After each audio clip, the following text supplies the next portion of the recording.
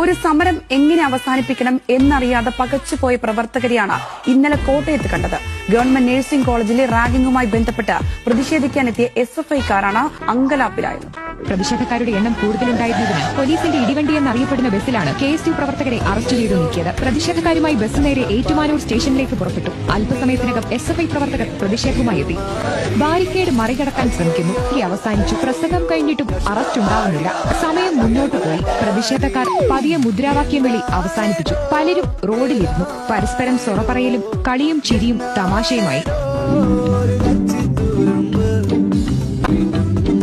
സർവ്വസന്നദ്ധരായി നിന്ന പോലീസ് ഉദ്യോഗസ്ഥർ പയ്യെ അങ്ങിങ്ങായി മാറി നിന്ന് വർത്താനം പറയാൻ തുടങ്ങി.